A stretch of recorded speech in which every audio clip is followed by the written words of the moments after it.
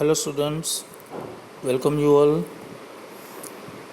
Now we will start chapter number 3, pair of linear equations in two variables. Okay.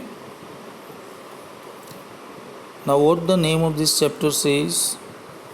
Pair. Pair. Pair means two. That means here there are two equations. Okay. Pair means two. And linear equations.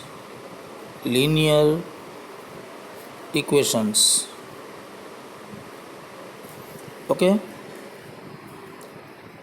In previous chapter in polynomials, we have learnt about linear, quadratic and cubic polynomials.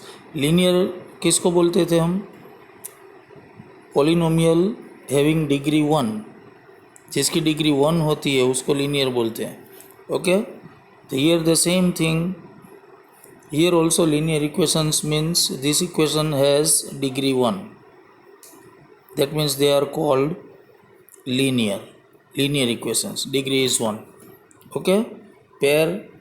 सबसे पहला word क्या आया? Pair. Pair means two, means we are having two equations and both these equations are in linear form. Linear means degree 1 and now in two variables. This is the main difference. This is the main difference, बराबर, because here there are two variables. One variable is X and another variable is y. This is the main difference. In polynomial we are having linear polynomial. Okay, और उसका standard form क्या था? ax plus b. This was the standard form of linear polynomial. Here see, only x is variable and degree of x is 1. That's why हम इसको क्या बोलते थे? Linear polynomial, because इधर एक ही वेरिएबल है x और उसकी डिग्री 1 है. लेकिन इधर हमारे पास दो लीनियर इक्वेशंस है. पेयर मीन्स दो लीनियर इक्वेशंस. लीनियर मीन्स उनकी डिग्री भी 1 होगी. और in two variables means here we are having one variable x and another variable is y. That means standard form is like this. This is the standard form. So first of all, write down this. Standard form of linear equation in two variable is ax plus by plus c is equal to 0. Here see, x is one of the variables and y is another, and degree of x is 1, degree of y is also 1. That means linear. Here ax plus by plus c, this is the standard form of linear equation in two variables, not single variable. Here इधर दो variables है. One is x की power 1 है और y की power भी 1. Okay, तो this is the standard form. But here one basic condition is there. ax plus by plus c, this linear equation in two variable can be existed only in this case. This is the condition. A square plus b square is not equal to 0. This is written in mathematical form, but its real form is this. इसका meaning देखो, क्या है इसका meaning? A square plus b square is not equal to 0 का meaning ये है कि a and b both simultaneously cannot be 0 at a time. Okay, मतलब ए और बी दोनों हम साथ में नहीं ले सकते हैं. ऐसी कंडीशन क्यों रखी? Just think over it. Suppose a square plus B square is not equal to 0 का मीनिंग में यहाँ लिखा हमने कि ए और दो, उसमें से कोई भी एक 0 हो सकता है, क्योंकि हमने पिछले चैप्टर में ये सब कर लिया है. ए एंड बी दोनों क्या है? कोएफिशिएंट्स, और coefficients belongs to R. Coefficients belong to R, मतलब कोएफिशिएंट की जगह पे कोई भी रियल नंबर ले सकते हैं. तो 0 is also a real number. तो we can take a is equal to 0 and we can take b is equal to 0 because both are real numbers and 0 included in real number. Okay, but हम दोनों को साथ में zero नहीं ले सकते, ये कंडीशन है। अगर ए ज़ीरो है तो we can not take b equal to zero, and suppose b zero है तो हम ए को ज़ीरो नहीं ले सकते। मतलब इसका मीनिंग इधर लिखा है कि A and B both can not be zero at a time. Okay, तो ऐसा क्यों कंडीशन रखी, just think over it. Suppose A और बी दोनों को हम ज़ीरो कर देते तो क्या होगा, सोचो। सपोज ए ज़ीरो रखती है तो ये टर्म भी ज़ीरो हो गई, क्योंकि zero multiplied by x means zero. B की जगह पे ज़ीरो रखेंगे तो ये टर्म भी ज़ीरो हो गई। तो हमारे पास रिजल्ट क्या बचता है, सी इज इक्वल टू ज़ीरो। मतलब दोनों वेरिएबल गायब हो गए।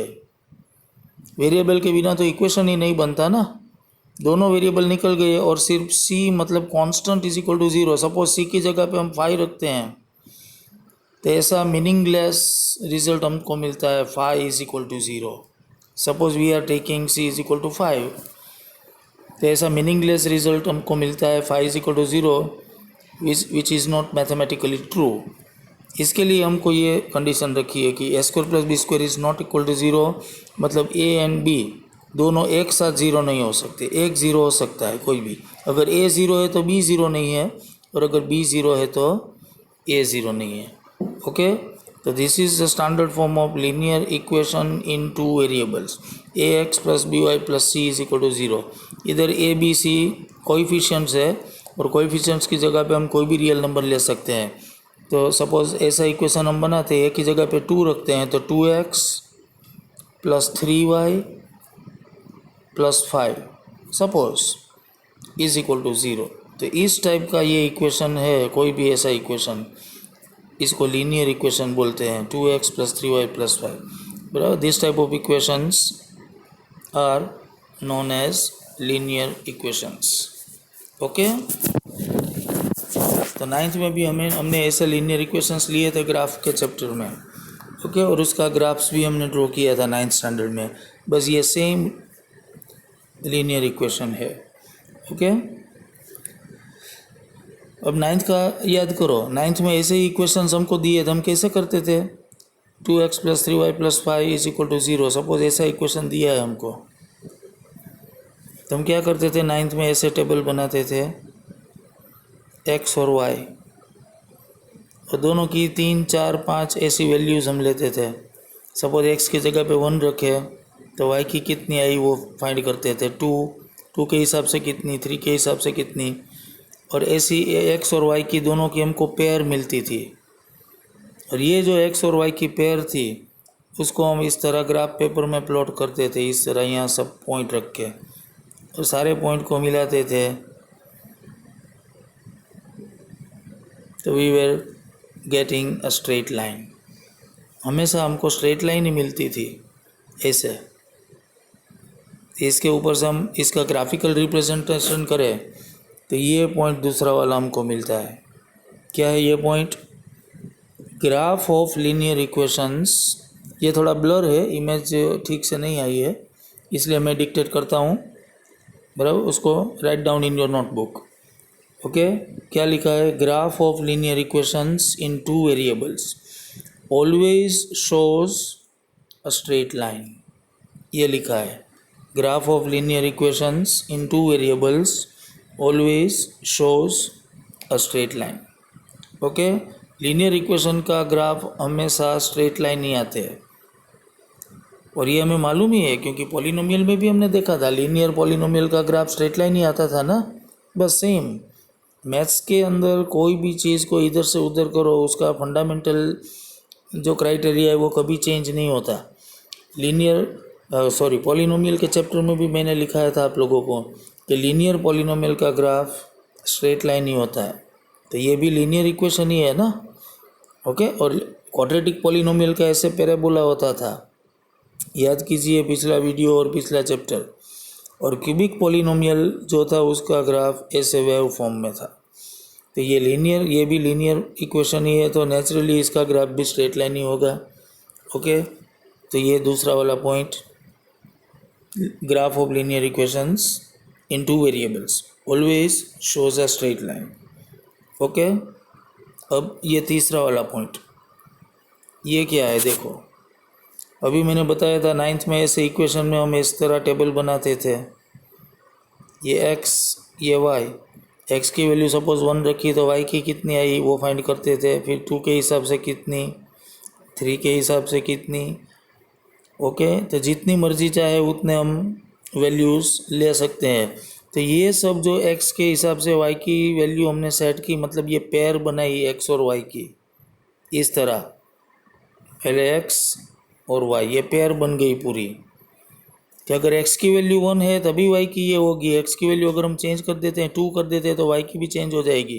तो ये पूरी पेयर हमको बनी, ये जो पेयर है ना x के और y की, इसको क्या बोलते हैं, सॉल्यूशन। तो ये सब सॉल्यूशंस है। पॉलिनोमियल के चैप्टर में भी मैंने बताया था, पॉलिनोमियल के चैप्टर में हम ये जो x की सेटिस्फाई करने वाली वैल्यू है उसको ज़ीरोस बोलते थे, इधर हम इसको सॉल्यूशन बोलते हैं। और इसका अगले चैप्टर में रूट्स बोलेंगे, तीनों एक ही वर्ड से। There are no difference between zeros और सॉल्यूशंस और रूट्स, इधर हम इसको सॉल्यूशन बोलेंगे। तो ये एक्स और वाई की ये जो पेयर मिली हमको, ये वाली, फिर ये दूसरी वाली, तीसरी वाली, ये सब पेयर्स हैं। तो इतनी जितनी मर्जी चाहे हम पेयर बना सकते हैं ना, और ये एक एक पेयर को एक एक सॉल्यूशन बोलते हैं। तो इसका मतलब क्या हुआ कि ऐसी इनफाइनाइट पेयर्स हमको मिलेगी, मतलब linear equations in two variables has infinite solution। तो यही हमारा हुआ ये तीसरा पॉइंट। थर्ड पॉइंट, तो थर्ड पॉइंट भी थोड़ा ब्लर आया है, मैं डिक्टेट करता हूँ, आप लोग लिख लेना, write down in your notebook. Okay, क्या है, linear equation has infinite solutions and all these solutions are the points on the line। Okay, ये जितने भी सॉल्यूशन है ना, ये हमारा जो ग्राफ है स्ट्रेट लाइन, उसके ऊपर के इनफाइनाइट पॉइंट्स है ना, there are infinitely many points on the line. और ये जो इनफाइनाइट पॉइंट्स है ना, ये सब हमारे सॉल्यूशंस है। बस इसका कि क्लियर मतलब क्या हुआ कि अगर पॉइंट लाइन के बाहर है तो ये इसका सॉल्यूशन नहीं है, अगर सॉल्यूशन है तभी ये पॉइंट लाइन के ऊपर आएगा। बराबर, बस तो क्लियर हो गया कि हम दोनों तरह से कर सकते हैं। लीनियर इक्वेशन में ऐसे टेबल बना के इनफाइनाइट वैल्यूज़ ले सकते हैं, तो ये इनफाइनाइट हमारा सॉल्यूशन हो गया। और अगर हम इसका ग्राफिकल रिप्रेजेंटेशन करेंगे तो लाइन के ऊपर भी हमें इनफाइनाइट पॉइंट्स मिलेंगे, ये सब सॉल्यूशन है, ये सब सॉल्यूशंस। मतलब सॉल्यूशन है तभी वो लाइन पे आएगा, अगर लाइन के बाहर पॉइंट है तो वो सॉल्यूशन नहीं है। बराबर, तो ये मतलब हो गया। तो ये हुआ लीनियर इक्वेशंस के कुछ फंडामेंटल, ये पहले हुआ उसका स्टैंडर्ड फॉर्म, फिर लीनियर इक्वेशन ऑलवेज शोज अ स्ट्रेट लाइन, और ये तीसरा वाला कि linear equations has infinite solutions. Okay, अब आता है पेयर, हमारा चैप्टर का नाम है पेयर ऑफ लीनियर इक्वेशन। मतलब ये सब हमने जो अभी बात की वो लीनियर इक्वेशन की थी सिंगल, अब हम पेयर की बात करेंगे, तो पेयर ऑफ लीनियर इक्वेशन। तो पेयर में क्या होगा, देखो, पेयर मतलब हमारे पास अब दो लीनियर इक्वेशन है, तो अगर हम उसका ग्राफिकल रिप्रेजेंटेशन करते हैं तो हमें मालूम है कि एक लीनियर इक्वेशन का ग्राफ स्ट्रेट लाइन होता है। बराबर, तो हमारे पास तो दो इक्वेशन है, मतलब हमें दो स्ट्रेट लाइन मिलेंगी सेम ग्राफ पेपर ऊपर। सपोज ये एक लीनियर इक्वेशन है, उसका ग्राफ इस तरह आया और दूसरे का ग्राफ इस तरह आया। ओके, सपोज ये हमारी एक्स और वाई एक्सिस है। ओके, और मैं थोड़ा कलर चेंज कर लेता हूँ।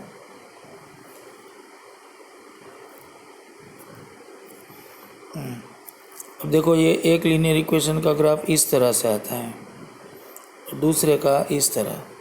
ग्राफ तो स्ट्रेट लाइन ही होगा क्योंकि उसका बेसिक फंडामेंटल है ये कि लीनियर इक्वेशन का ग्राफ स्ट्रेट लाइन ही होगा, लेकिन ग्राफ का स्लोप वगैरह सब कुछ अलग अलग होता है लीनियर इक्वेशन के हिसाब से।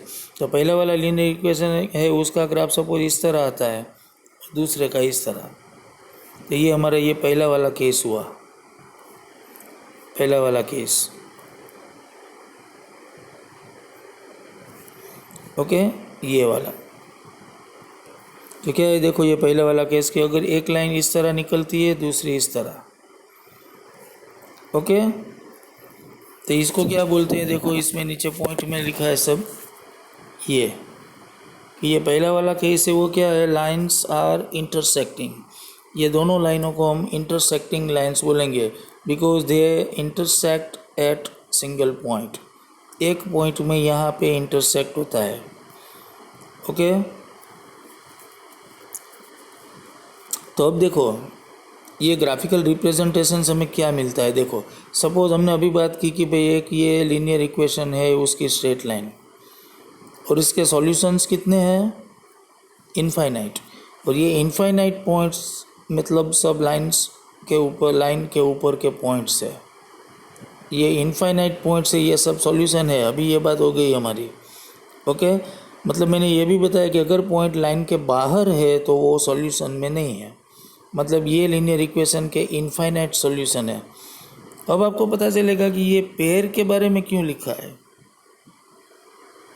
पेयर इसलिए बनाई है क्योंकि एक लीनियर इक्वेशन है अगर, तो उसके इनफाइनाइट सॉल्यूशंस है, तो हम इनफाइनाइट सॉल्यूशंस तो एग्ज़ाम में फाइंड नहीं कर सकते। इनफाइनाइट सॉल्यूशंस फाइंड करेंगे तो कितना टाइम लगेगा, और फिर भी हम उसको निकाल नहीं पाएंगे। ओके, तो ये एक लीनियर इक्वेशन का एक ग्राफ मिला हमको जिसके ऊपर ये इनफाइनाइट पॉइंट्स है और ये सब सॉल्यूशन है। ओके, अब दूसरा लीनियर इक्वेशन की लाइन सपोज ये है,